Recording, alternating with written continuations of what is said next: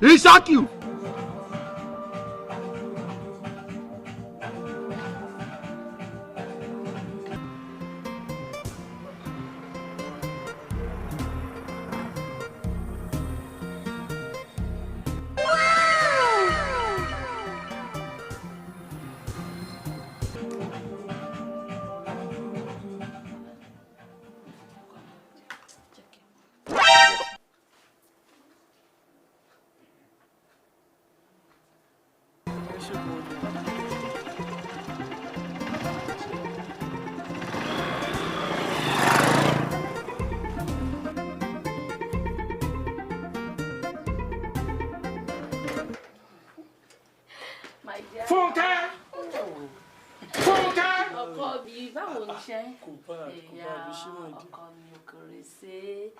Okorese woyira kò má bàrẹ̀ ló kẹ́rù abilala lẹ́nu.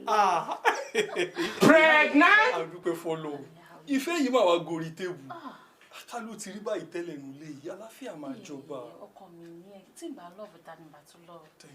Ọkọ mi ṣe ṣe ẹ̀rí kan ṣẹlẹ̀ ló wà lọ jẹun mo ti set table fún irọ́ ni irọ́ ni o. Favorite ilé yìí la máa rí o. ó ṣe àmàlà dúdú ẹ̀gúsí mo tún wá ṣe tinú ẹ̀rùn torí pé mo take time láti ṣe fún ẹni. This is very nice.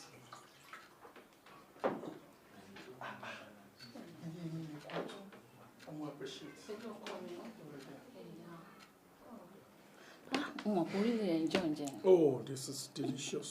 Mo mọ̀ pé tí ẹ máa like àmàlà dúdú. Àgàgà tó tún wá jẹ́ ẹ̀gúsí. Àwọn tí mo pé best food mi nìyẹn náà. Ó lè ṣe ẹkú rí náà nìyẹn. My baby. You should know. Gbogbo estimate tó ní kí n ṣe mo ti ṣe gbogbo. Ìgbà tó bá fi adúrú tó tó ìṣètò. He shock you. Ó lágbára owó. Jẹ́ kí n sọ fún ẹ. Máa jẹ́ torí tèmi ló fi ń ṣiṣẹ́ náà. Nísòro. Of course, ó parọ́. Ìdẹ̀ ní dènà ẹ̀ náà.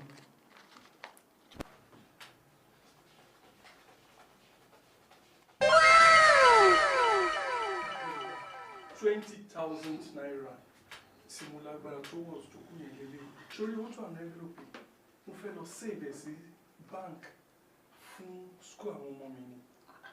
So that I lè prepare future. Bọ̀ tí wo owó yìí ti kéré jù. Fún òkú bàbá ìyá mi. Owó ilé ti kéré jù.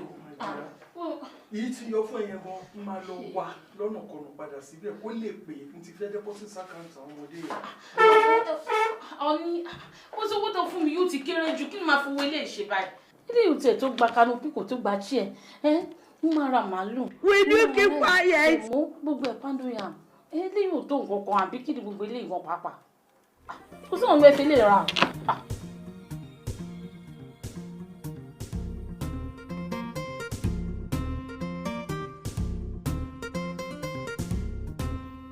Ẹ wo bàbá mi gẹ́gẹ́ bí mo ṣe ń sọ lọ nínú owó tó wà lọ́wọ́ yín ẹ jẹ́ ká lọ san díẹ̀ nínú owó iléèwé Bùnmi.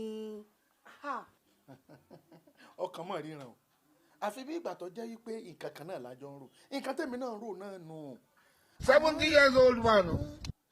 Bí mo ṣe ń bọ̀ lónìí ṣàdédé báyìí ni kíní kan náà kan yọ sí mi lójijì.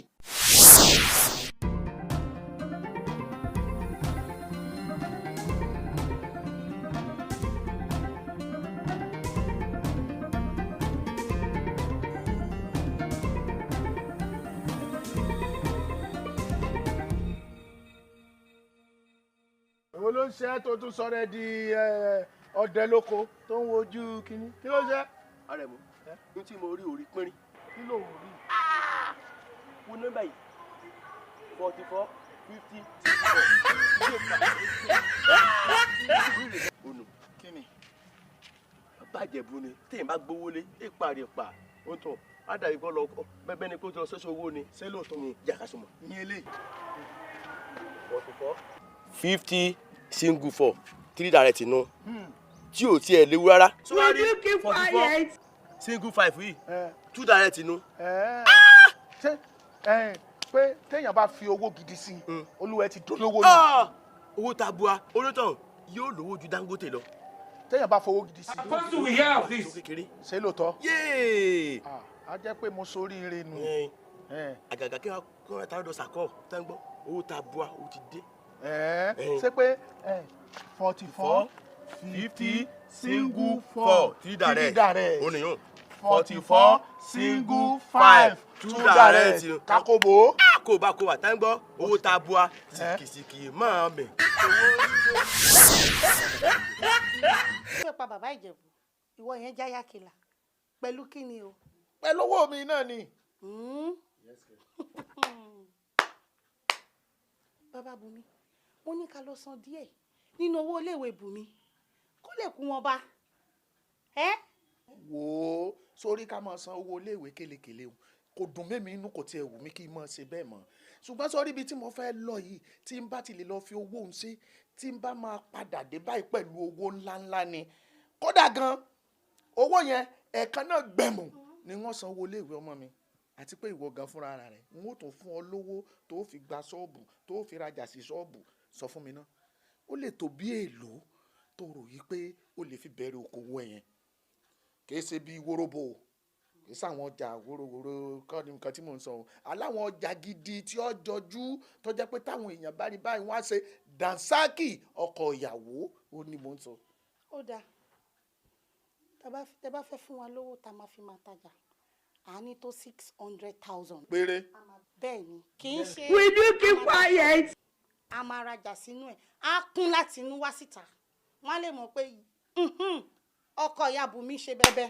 after that má wọrí ibi tó ń lò jí ibi tó ń yá lọ́pọ̀ fiyún lẹ́fẹ̀ẹ́ mi kí ni owó ti dé. a ní kí wọ́n má wọrí sí ọ kí ló fi ń ṣeré bí ọmọ ejò yìí í máa ń gèèyàn jẹ ọmọ kankan bọ́wọ́ mi bá dé ẹ̀ dá mọ̀ yàtọ̀ kékeré kọ́ ni kí o ìwọ́de lẹ́yìn ewúrẹ́ mọ́lù tí ń rò wá pẹ́. yẹ̀mí wò. mi ò rí ẹ. ó rí mi. rí ẹ. báwo ni mo ti rí. ó rí pé mo dán tó owó bá dé ní ìsìn màá tún dán jù báyìí lọ owó ìmọ̀rúnkúrú. níbo ló dà. àgùlọ́ náà kì í. níbo ló dà. irú béèrè kú béèrè wo ni. ṣé mo pé mo ga jù ẹ lọ tí n bá bù ẹ mọ́lẹ̀ wá máa kọjá kí n máa rí ẹ mú owó lè wẹ ọmọ mi sílẹ̀ fún mi kó tó bọ́ta ṣé torí ara rẹ jókòó ara rẹ jọ ń fà sórí mo ti dìde ó máa tóra wọn lẹ́ni ọmọ yẹn nìkan gbogbo skul aláìní tìjú wọn ò mọ tìjú.